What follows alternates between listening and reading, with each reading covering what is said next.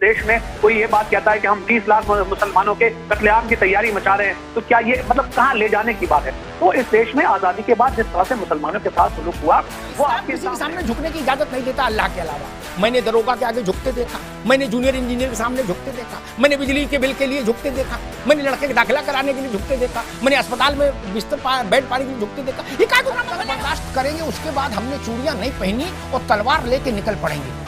मतलब कहाँ निकल पड़ेंगे, किस ग्राउंड में जाएंगे, किसके खिलाफ तलवार लेके? कपड़े से पहचानो।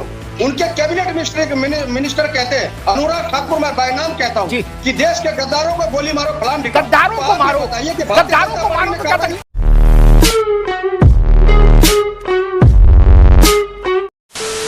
नमस्कार दोस्तों, आप सबका बहुत बहुत स्वागत है प्राइम डिबेट शो में। मैं हूं प्रदीप। मध्य प्रदेश में इलेक्शन होने वाले हैं और वहां के नेता दिग्विजय सिंह और कमलनाथ जी हर हर गंगे हर हर नर्मदा कह रहे हैं और हिंदुत्व का चोला उड़कर वोट मांगने की तैयारी में लगे हुए हैं। तो इसी से नाराज होकर पूर्व कांग्रेसी अजीज कुरैशी, जो कभी सांसद रहे हैं, कभी 3 राज्यों के गवर्नर रहे हैं और मंत्री भी रहे हैं, उन्होंने मुस्लिम समाज को संबोधित करते हुए, एक सभा थी उस पर संबोधित करते हुए उनसे कहा कि आप तलवार उठा लो, आपका हक लेने के लिए आपको तलवार उठाना होगा।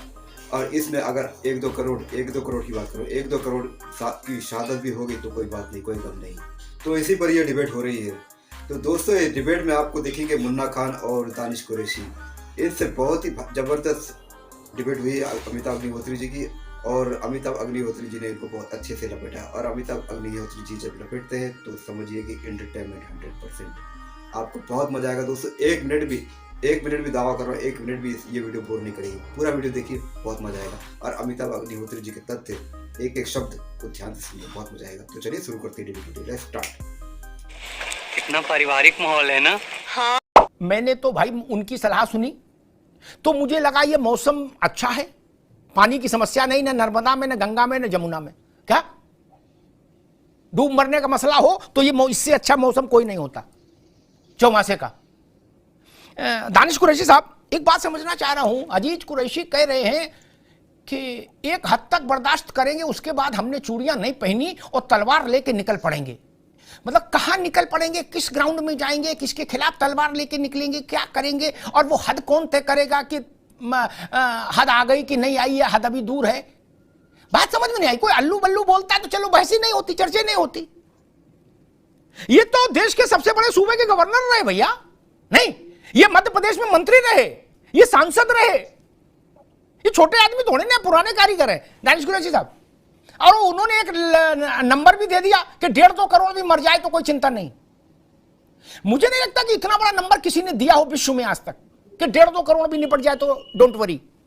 दानिश कुरैशी साहब, देखिए, सबसे पहले तो 2 चीजें हैं कि देश में जंग आजादी मिलने के बाद जो परिस्थितियां थी वो, और आज के दौर में जो परिस्थितियां हैं ये दोनों ही अपने सामने हैं।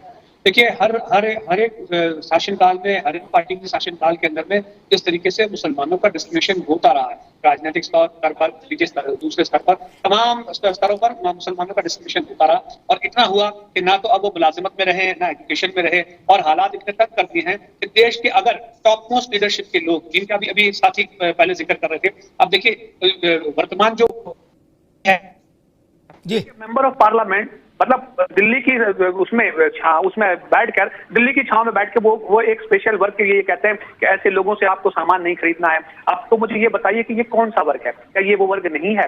दूसरे नंबर की बात, देश के अंदर में अगर इस देश में कोई ये बात कहता है कि हम 30 लाख मुसलमानों के कत्लेआम की तैयारी मचा रहे हैं, तो क्या ये मतलब कहाँ ले जाने की बात है? तो इस देश में आजादी के बाद जिस तरह से मुसलमानों के साथ सुलूक हुआ वो आपके सामने है। रह गई बात अजीज कुरैशी साहब की, तो अजीज कुरैशी साहब को बहुत देर में ये सब कुछ ज्ञान आया। दरअसल होना ये चाहिए था कि कांग्रेस के काल में जिस तरीके से मुसलमानों का डिस्क्रिमिनेशन हो रहा था, तब अगर आवाज उन्होंने सदा बुलंद की होती तो इतने बड़े सूबे के वो होते, बहुत कुछ किया जा सकता था। लेकिन तब उन्होंने कुछ किया नहीं, और अब अगर वो कुछ बात कह रहे हैं तो उसकी बात दानिश भाई आते आपके पास दोबारा। वो जो उनकी रुचि थी वो कर गए। उत्तर प्रदेश में उनका टॉप एजेंडा था आजम खान की जौहर यूनिवर्सिटी और जौहर ट्रस्ट पे सरकारी मोहर लगाना, रात में दफ्तर खुलवा के, क्या जेब में मोहर लेके चलते थे अजीज कुरैशी, इसलिए करने आए थे। वो कौन सा मुसलमानों की बेहतरी के लिए संघर्ष कर रहे थे? ना ना ना, मध्य प्रदेश में मंत्री रहे तो कौन सा झंडा गाड़ दिया? मिजोरम में क्या कर दिया मुसलमानों के लिए, और उत्तराखंड में क्या करे आए? राज्यपाल रहे, मौज ली, चल दिए। अब बता रहे 1.5-2 करोड़ निपटा दो। भाई साहब इतना बड़ा तो औरंगजेब ने घल्लूघारा नहीं किया, उससे भी आगे के हैं ये तो चाचा, 150 करोड़ तक पहुंच गए। बताइए तलवार लेके चलेंगे, अरे ये कोई औरंगजेब का जमाना है, तलवार लेके कहां चलोगे? 4 डंडे मार के पुलिस बंद कर देगी, तब फिर यही चिल्लाओगे कि देखिए हमारे साथ तो नाइंसाफी हो रही है, हमको पुलिस तलवार नहीं ले जाने दे रही। तब इस नाइंसाफी में तो बड़ा मुश्किल है भैया। मसला यह है कि तात्कालिक तौर पर मैंने बड़ा सोचा, जब इनको सुना अजीज कुरैशी साहब को, जब ये यूपी के गवर्नर थे तो मेरा एक पत्रकार के नाते इनसे संपर्क हो रहा था। मैंने सोचा कोई तत्काल में घटना घट गई क्या? कोई नहीं दिखी क्या? कोई बहुत बड़ा जुल्म गारत का पहाड़ टूट पड़ा? नहीं जी, सब आनंद में, जैसे सब हिंदू वैसे मुसलमान है। ठीक, अजीज कुरैशी भी वैसे घूम रहे हैं, आनंद ले रहे हैं क्या? किसी ने पकड़ा धकड़ा इनको? नहीं। फिर मैं ये नहीं समझ पा रहा ये कारण क्या है तलवार हाथ में लेने का, कि जो अपील की जा रही है कि एक हद तक बर्दाश्त करेंगे, उसके बाद क्या होगा? बोले यलगार होगा, तलवार हाथ में ले लेंगे। मैं एक ये नहीं समझ पाता कि भाई आप क्या इल्यूजन में रह रहे हो? औरंगजेब की हुकूमत समझ रहे हो क्या? ये लोकतांत्रिक भारत है भाई, औरंगजेब का दौर समझ रहे हैं क्या? तलवार लेके घोड़े पे चलेंगे ना जी, ऐसा कैसे हो सकता? आपका मन करे रहो, मन करे नहीं रहो, लेकिन ये थोड़ी ना हो सकता कि कोई ये कह दे कि जेनोसाइड करेंगे। और यही बात दूसरे ने, किसी ने कही होती, दूसरे पक्ष ने, कि 1.5 करोड़ कुर्बान कर देंगे लेकिन उधर बिल्कुल साफ कर देंगे, तब क्या होता? मुझे याद है जनता दल यूनाइटेड के बिहार के एक एमएलसी हैं, उन्होंने कहा था हम शहर शहर करबला बना देंगे। अरे बाप रे बाप, क्यों भाई? आपको हिंदुस्तान से इतनी चिढ़ाई? शहर शहर करबला बना देंगे? और अभी पुलिस एनएसए लगा बंद कर दे तो मैं नरेंद्र मोदी को भला बुरा कहोगे, कहोगे हमको गाली भी नहीं देने दे रहे। बताओ, गाली देने पर रोक लगा रहे हैं। एक बेसिक बात कहता हूं, उससे सब सहमत होंगे। एक बड़े मुस्लिम नेता है भारत के, कई दफा लोकसभा में जीत के आए, अभी भी मेंबर हैं, अमरोहा वाले हैं, संभल वाले, शफीकुर रहमान बर्क, बहुत बुजुर्ग हैं। दानिश कुरैशी उनसे आप परिचित ही होंगे, ठीक? मुन्ना खान साहब आप भी परिचित होंगे। एक बार पार्लियामेंट में उन्होंने बवाल कर दिया, वंदे मातरम बजा, तो वो भाग चले गए, बोले हम तो इसमें नहीं खड़े हो सकते जी। बोल क्यों? बोले जी इस्लाम इसकी इजाजत नहीं देता। अच्छा चल। शाम को वो मेरे शो में आए, मैंने उनसे एक सवाल पूछा। मैंने कहा एक बात बताओ भाई बर्क साहब, मायावती की पार्टी में आप रहे हो? बोले हाँ रहे हैं। मैंने कहा मायावती की पार्टी में सामने, बोले मैं मुसलमान किसी के आगे झुकता नहीं। मैंने मायावती की पार्टी में, मायावती खड़ी रहती थी, आप कुर्सी पर बैठते थे? बोले नहीं।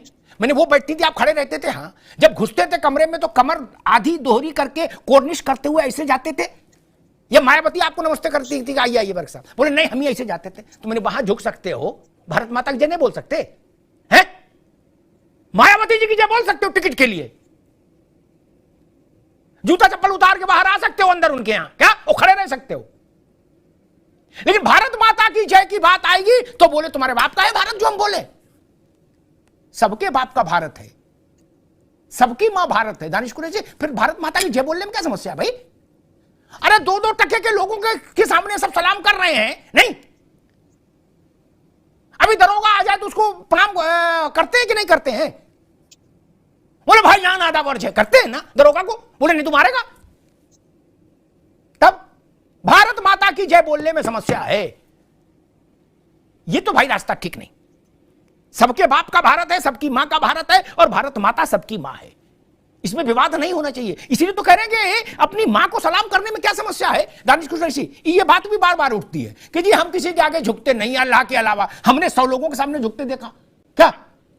नगर निगम में बिल ठीक कराना हो तो बाबू के सामने झुको, थाने में लड़का छुटाना है तो दरोगा के सामने झुक रहे नहीं कि भाई भारत माता के लिए। तो आपको क्या परेशानी है? भाई मैं नहीं मानता, मैं नहीं मानता, बताइए आप अब क्या करेंगे? फांसी लटका देंगे? मेरी मर्जी की बात है, मैं मानूंगा तो ठीक है, नहीं मानूंगा तो ठीक है। जिस चीज की मुझे संविधान इजाजत देता है वो सारे काम करने के लिए मुझे इजाजत है, जिसकी नहीं है और अगर मुझे इजाजत मिलती है तो उस पर किसी की पाबंदी, आप क्यों जबरदस्ती पाबंदी लगा देंगे? चलिए बताइए आप क्यों किसी यही चीजें पूछेंगे? क्या भारत माता की का वो नहीं लगाएंगे? तो एक डंडे की तरह सीधे हो जाओगे, चिंता मत करो। लेकिन एक मैं तो उनकी बात आ जाए, अभी केवल दानिश कुरैशी जी, एक बार मैं जी, अभी केवल दानिश कुरैशी साहब जी। तो सवाल यहाँ ये है कि हमें क्या करना है, मुझे क्या करना है व्यक्तिगत तौर पे, ये मेरी आजादी है। और उस आजादी से मैंने, देखिए मैं आपको हर्ट तो नहीं कर रहा हूं, मैं तो आपको नहीं रोक रहा हूं कि भाई दुर्गान मत गाइए।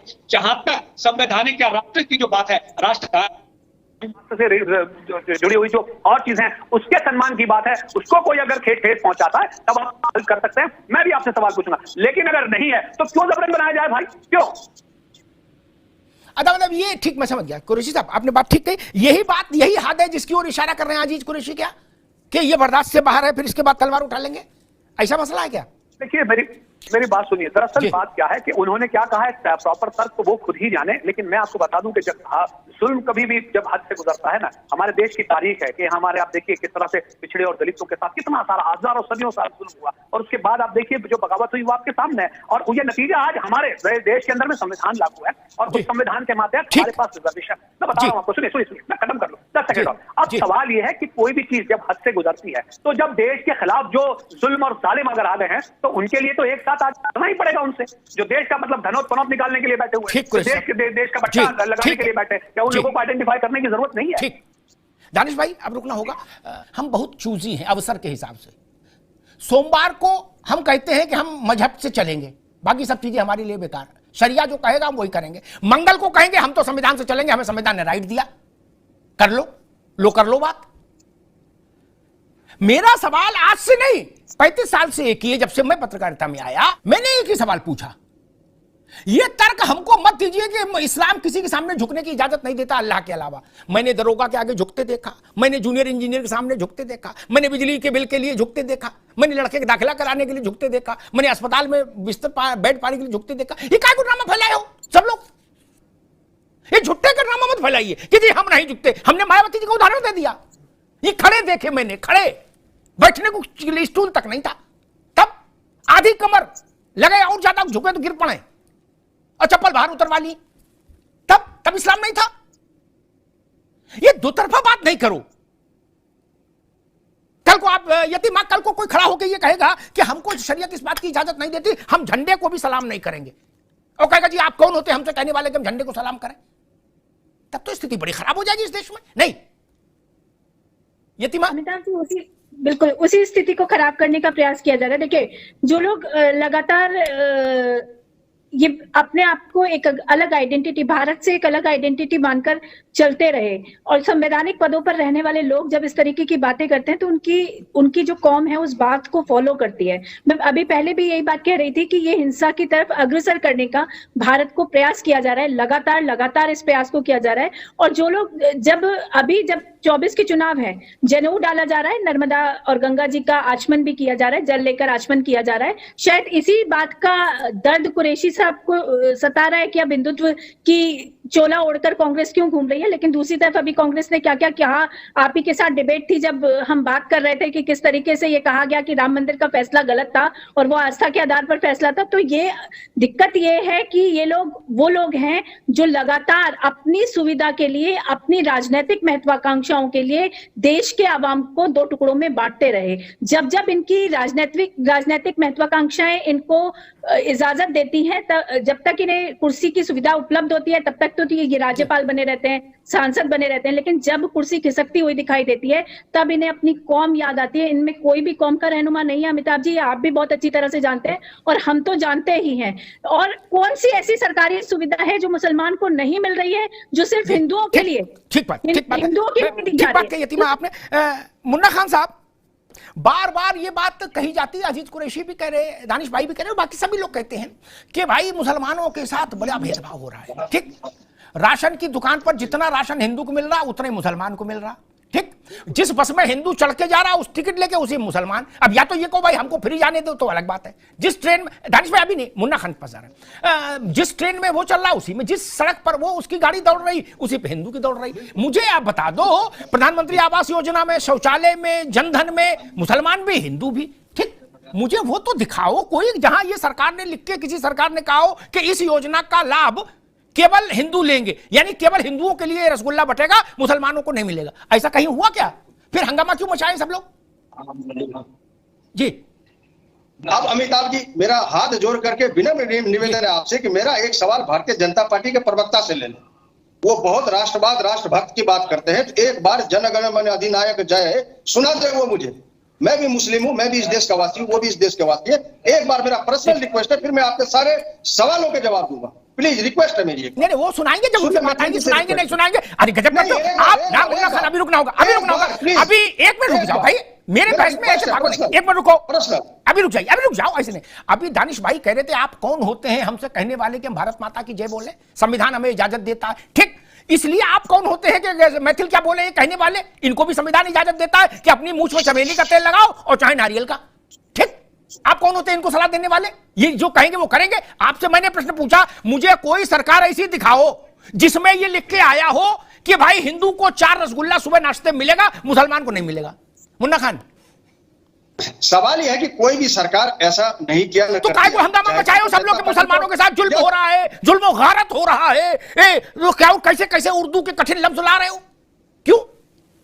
वो इसलिए कहा गया है कि भेदभाव जिस तरीके से देखा जा रहा है, जिस तरीके से भारतीय जनता पार्टी के द्वारा भैया मैंने निवेदन किया, मुझे वो सरकारी पत्रक दिखाओ, कौन क्या कह रहा छोड़ो, जिसमें ये लिखा हो कि दूध मलाई हिंदू को मिलेगी और केवल छाछ मिलेगा मुसलमान को। ऐसा कहीं आया? मैं जवाब दे दूं अमिताभ जी? जी अब मैं जवाब दे दूं जी, अब मैं जवाब दे दूं अमिताभ जी? जी जी भाई, इसलिए कहा गया कि देश के प्रधानमंत्री ने खुद अपने भाषणों में कहा कि मित्रों कपड़े से पहचानो। उनके कैबिनेट मिनिस्टर कहते हैं, अनुराग ठाकुर मैं बाय नाम कहता हूं कि देश के गद्दारों को गोली मारो, फलाम ढिकाओ। गद्दारों को मारो, गद्दारों को मारो तो क्या तकलीफ है? गद्दारों को इनाम दे क्या? अरे भाई आपको क्या तकलीफ है गद्दारों से? भारतीय जनता पार्टी ने उसको कार्रवाई गजब करते हो। बजाते उसे मंच पर बुला के सम्मान करने का काम किया, सम्मान देने का काम किया, उन्हें माला पहनाने का काम किया। मेरा विनम्र सवाल, सबकी आवाज के लिए मेरा सवाल, अनुराग ठाकुर ने किसी जाति का मजहब का नाम लिया होता मैं उनके बयान की आलोचना करता। अगर कोई ये कह रहा है गद्दारों को मारो तो इसमें तो सबको खुश होना चाहिए कि हाँ गद्दारों को मारा जाना चाहिए। क्या ये चाहते हो कि गद्दारों को हम गोद में लेके घूमेंगे? इसमें क्या समस्या? आपको क्यों समस्या? आपका गद्दारों से क्या लेने देना मुन्ना खान भाई? नहीं, हाँ भले आदमी हो, गद्दार लोग परेशान हो, आपको क्या परेशानी? नहीं, ये है कि जिस तर्क पे जिस टॉपिक पे कहा गया था वो। अरे भाई मैं क्या पूछ रहा हूं, गद्दारों में आप क्यों परेशान हैं? आप तो भले आदमी हो।